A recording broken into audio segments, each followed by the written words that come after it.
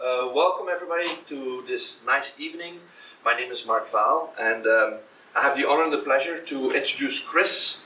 A few months ago, I had an idea with Fedra, like, shouldn't we do something special, because I found this special person that I want to invite to Belgium, to Brussels. I said, yes, let's do this, and immediately with Cathy, we agreed that we should do this. So I'm really happy that ideas come to fruition and in action, and I'm honored to have Chris here. I myself am the president of SAI.be, which is a 55-year-old organization founded by professors at the university in Leuven, Antwerp and Ghent, with the mission that students who finish their IT course should have the opportunity to continue learning. 55 years ago. And we still continue that. The only thing is that we focus a little bit on the doers, so the people who actually do stuff, not the thinkers or the management level. And we still have 2,500 members who are actively participating in our webinars, our courses on architecture, software development, data, cloud, security, obviously, but also emerging tech. And that's all I want to say, nothing more. Now, introducing Chris, it's a great honor, to be honest, because she is truly a unique person in terms of cybersecurity and cybercrime fighting. She will tell more about that, but she has more than 20 years of actual experience in fighting crime, reaching in different sectors, and that makes her unique. It's not just the private sector, it's also the public sector, the military, and the government. So that makes you unique, Chris, and I appreciate that. She worked at US Air Force, she worked at some companies, consulting companies. Also, she's very much known for the Aramco overseas company, so the Saudi company, which was hacked, where she helped out. But I'm also very happy that she founded her own company to share her knowledge to the world and still help companies and organizations with practical things. She is in the 100 fascinating females list, so that's always a good list to be in. She lives and works in the Netherlands. Now, she also has put her knowledge in already 2 books, and she's writing a 3rd one, Hack the Galaxy. We're looking forward to that one. And I asked Chris if it was possible also to have that knowledge, all her books here. And to my amazement, she brought a whole trunk today. So kudos, but I think it's worthwhile because I think you deserve it to share knowledge on open source intelligence, which is a very fascinating topic. She's a highly technical skilled person on open source, but also on strategy, on leadership, and on helping companies to really have the mindset. Not just the technical people who she can talk with, but also the management who needs convincing. Yes, you need to have budget and you need to have people in that. And she did a lot of impressive keynotes for corporates like Europol in Holland, Interpol, NATO, too many to announce. Some you will find on the internet. But also in podcast, I listened to her podcast on the Ukraine, a recent podcast, and they had to split it in 2 because it was too much information. But it's really interesting to listen to those podcasts as well. My favorite quote that I encountered when I talked to Chris was, I want to inspire 10-year-olds and their moms to think about becoming future cyber fighters. And that sums up Chris in one quote. And I think it's quite fascinating, but also inspirational, because it kind of motivates people to go for it. And not just wait until, no, as young as possible. Challenge them, and that's good. So, without further ado, I want to invite Chris, and please, looking forward to your talk. Thank you.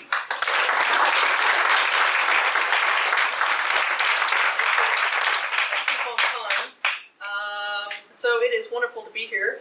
Now, I decided not to do any presentation slides because I wanted to have a more intimate conversation with all of you. I don't want to talk to you. I want to talk with you. Okay. So, 7 months ago now, I found myself in a very interesting situation. Part of my background is also in nuclear cyber. So I've handled several unfortunately, cyber events in the nuclear industry. Not the type of thing you want to hear about, you know, somebody attacking with various cyber weapons, but I've dealt with those. So I was contacted to come into the Ukraine because we're very concerned about a cyber attack either on nuclear facilities that were in production or decommissioned. One of the reasons was a few years back in the before times, I found a way to hack the radiation detector that's shown to the public in Chernobyl. And I could actually change the readings, which could have caused a lot of panic. Unfortunately, these types of things are attached to a lot of our critical infrastructure. Now, one thing I want to stress is when we say the war started this year, it's actually a continuation of the war that started in 2014. And some of the things that happened there in 2014 have continued, but at a much higher scale. So, for example, and this was something I learned at this great conference called HackLoo in Luxembourg, a Ukrainian researcher who was one of the last people to speak for the conference, was describing how there had been this fantastically cheap sale on smart TVs in the Crimea region, the Christmas before Crimea was taken over by Russia. And lots of people were like, hey, I can get like a 70-inch for, I don't know, €100. I mean, it was a ridiculous sale. So a lot of people bought these. And what had happened was, leading up to the war starting in Crimea, those televisions were remotely tuned to Russian propaganda to win hearts and minds. You might be, let's see, what's a popular kids show? It might be Peppa the Pig, or whatever it might be, right? And you're watching with your kids, and then, let's put on propaganda, right? And the thing is, when we think about propaganda, misinformation, disinformation, and malinformation, it's really psychological malware that we're talking about. It's very, very important. Now, to the buildup of this particular escalation of the war, there were various things that were starting to occur while I was in the capital city. Some of the things that I ran into were, how many of you have more than €200 cash on you right now? Yeah. All right. There's a few. That's okay.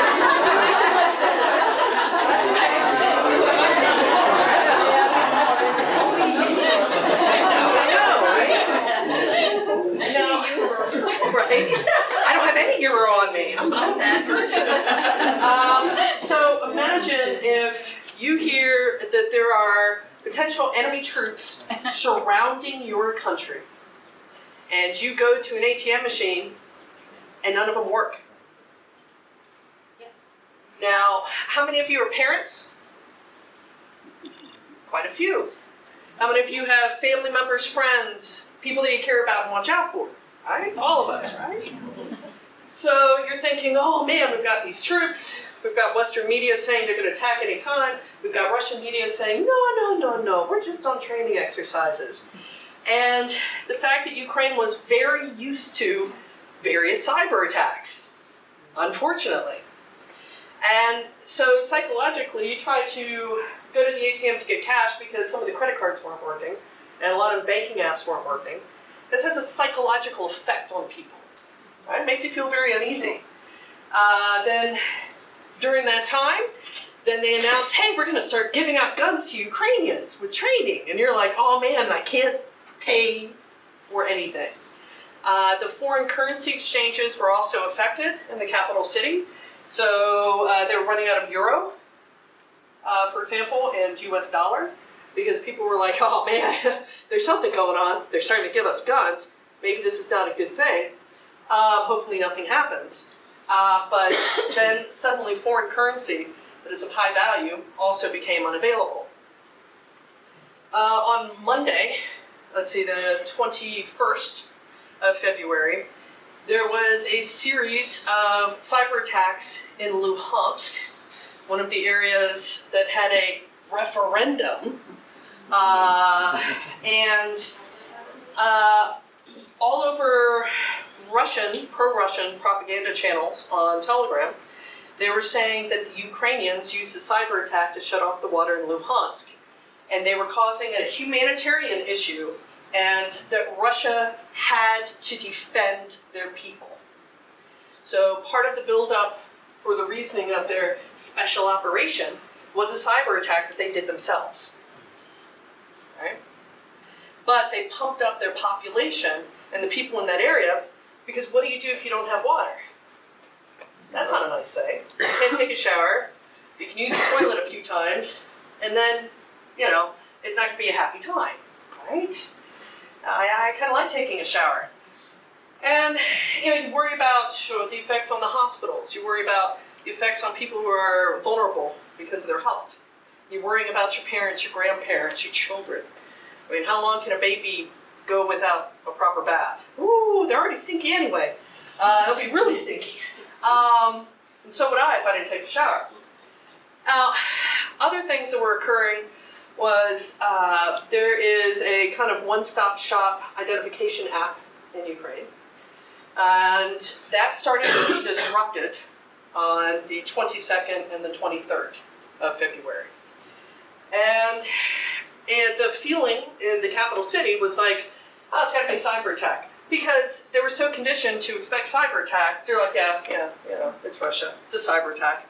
We'd be surprised if we have electricity tonight. Because it's so normal.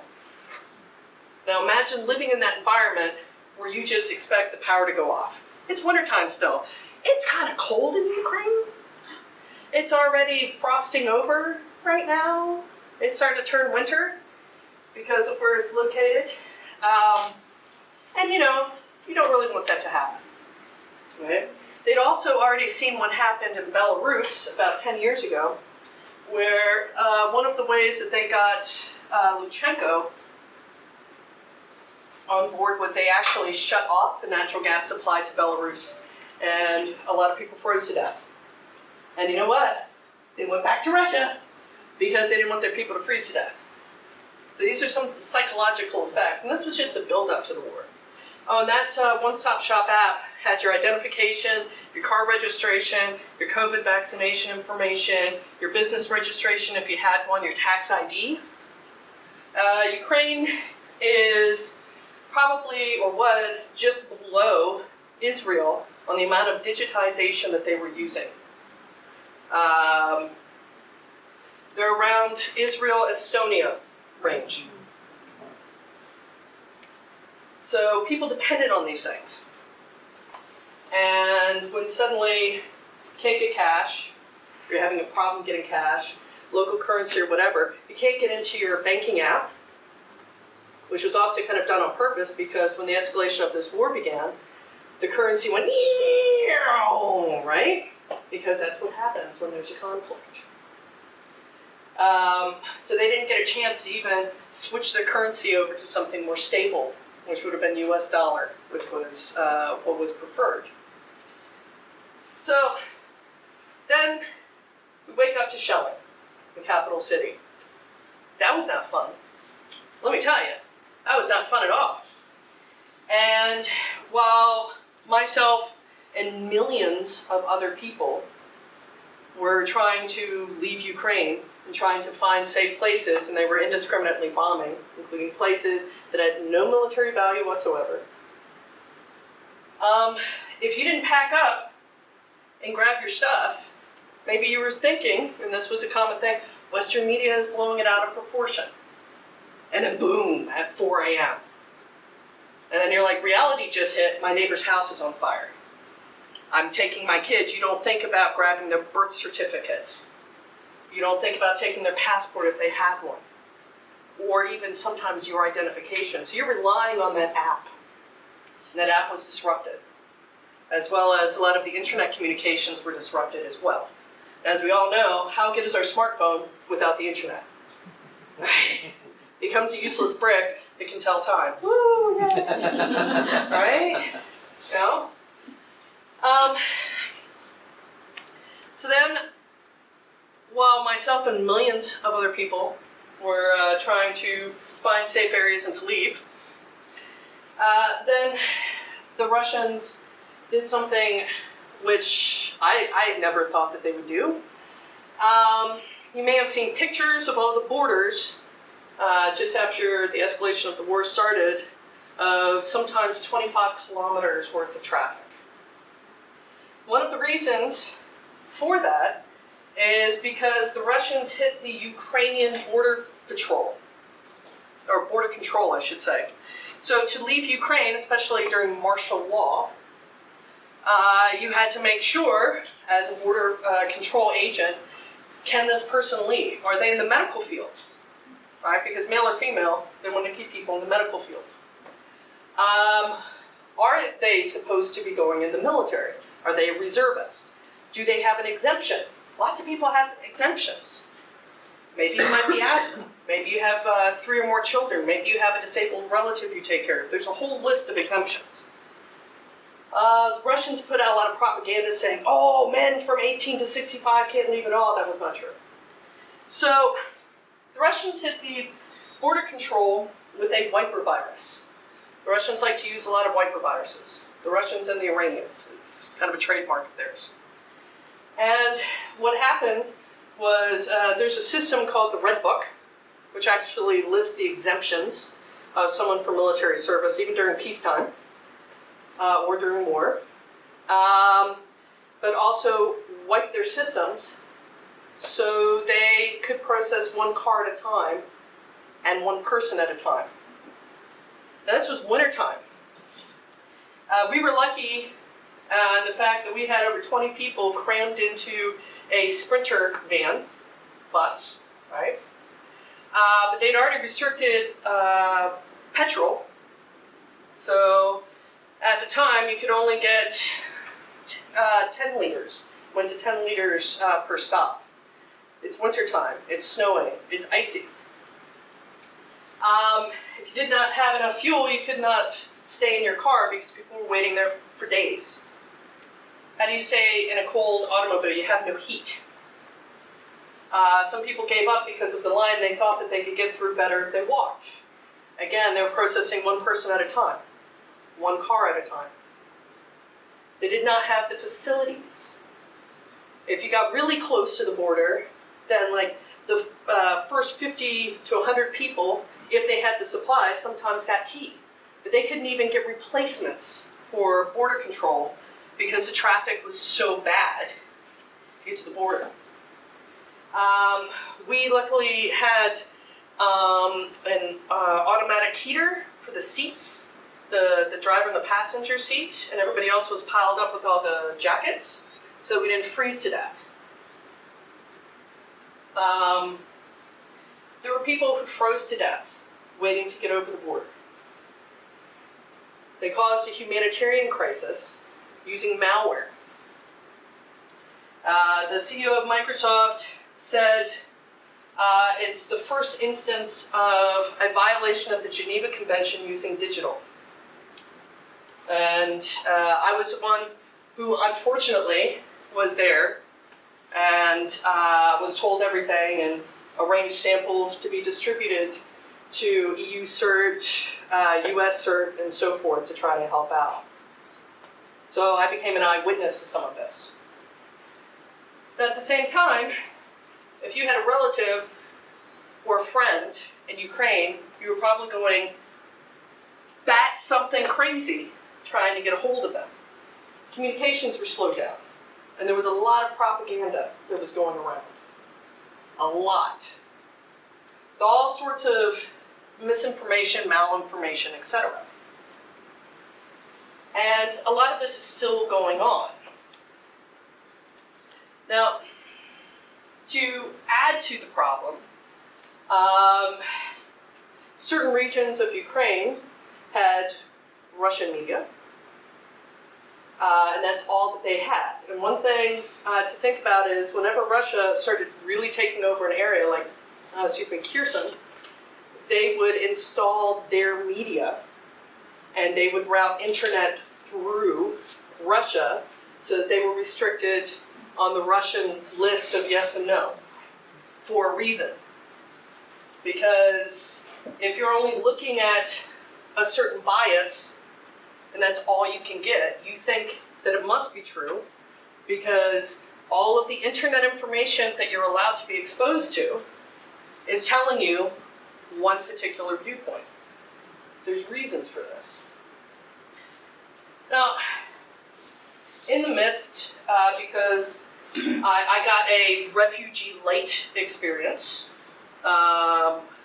dealing with trying to get over the border, almost getting killed by the Wagner group, almost getting bombed in an area that had no military value whatsoever, and seeing what happened at the border, seeing what happened after you cross that border.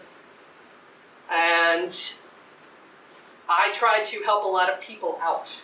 A lot of people who were not the most capable, people who were vulnerable, people who were elderly, people who were international students who might not know the language, surrogate mothers, orphans. Ukraine had a lot of orphanages. And this was an unfortunate situation, but then the Russians did another trick. They used the same wiper virus from the border control to hit the orphan database. So again, using cyber, all of a sudden these children had no identification. So sometimes when we were trying to get them to, say, Poland or Romania or wherever, into a care home, a lot of these kids were handicapped.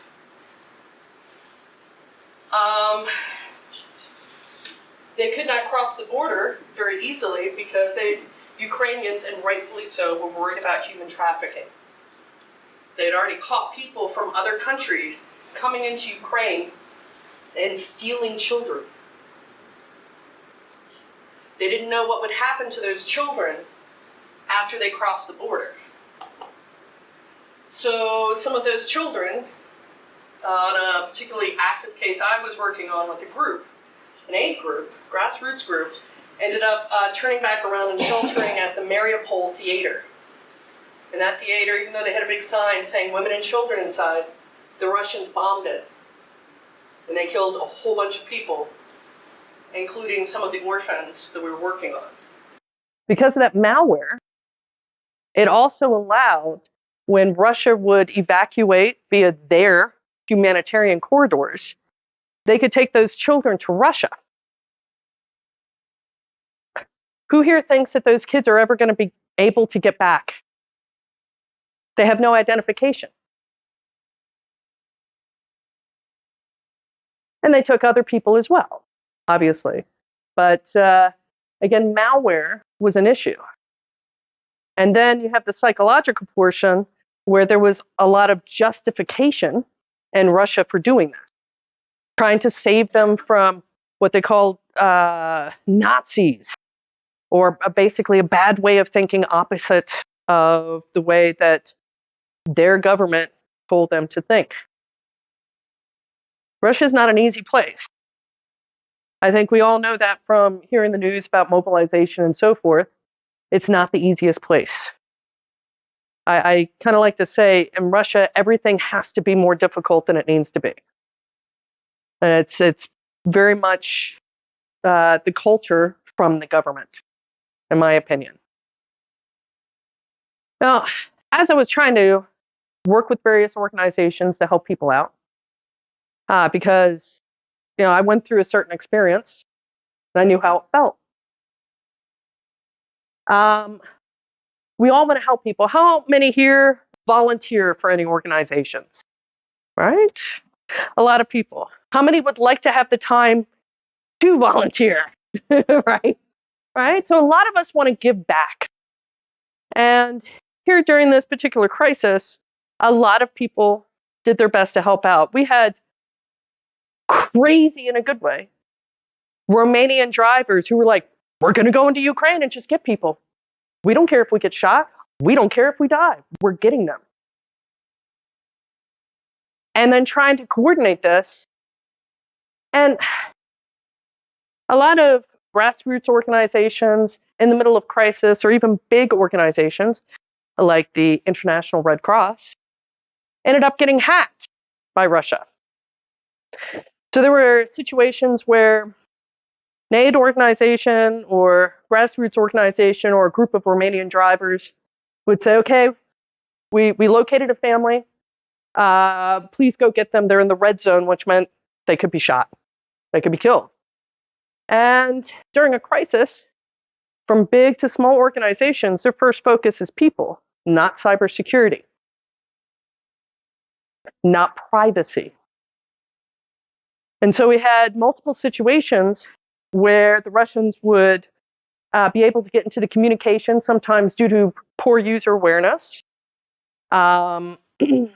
sometimes actual halfway decent hacks. And that family that they went to rescue, by the time they got there, they found them all dead in the street because the Russians could pinpoint them from surveilling the communications of people who were trying to help. Sometimes, same thing happened, but the family wasn't real, and Russian troops would then kidnap aid workers, sometimes kill them, sometimes torture them. I remember the first time I got a phone call that said, we have an aid worker, he is being held for ransom for $50,000. What do you do in that situation? And it came from being able to do man in the middles, surveillance. There was also a very interesting thing that was happening during this time. We had been telling people to move away from Telegram. Telegram is used a lot in the Russian-speaking world, a lot in the Cyrillic world. And there are reasons for that. We did not trust Telegram. It's hosted in a place that is trying to kill you. It is owned by a place that is trying to kill you. So we knew that a lot of people didn't know how to use much more secure communications. And it was also in a crisis, and people don't always think straight. You're not sleeping, you're not eating, you might not have access to clean water, so you're dehydrated. So we go, how about just using WhatsApp? It's a bit more secure. Unfortunately, Facebook owns it, but it's better than the Russians in this particular case. Unfortunately, the Russian government and their friends. And so propaganda started spreading that WhatsApp was going to be hacked on a certain day and for everybody to switch to Telegram because it was more secure. They also tried to do the same thing with Signal. And then on the day that WhatsApp was supposedly going to be hacked, Telegram mysteriously got hacked from inside Russia because they wanted to continue being able to surveil people. And they knew that they could not do that with Signal or with WhatsApp. So people who were switching became very frightened, scared, anxious. What would you do in that situation? That's a difficult decision, right? Especially if you don't know much about security. You don't know much about privacy. You just want to be able to keep in touch with people. People are worried. You want to be able to contact the Ukrainian government for emergency assistance if your house was just bombed to hell and people are in the basement. So what do you do? So there were various issues, which obviously they always arise during a crisis. A crisis is not the best time to go, hey, we need security and privacy and all this apps and that apps and whatever apps. No, because it's not going to work during a crisis, right? Especially a crisis when people are trying to kill you. So it was very disheartening to see how digital technology was being misused.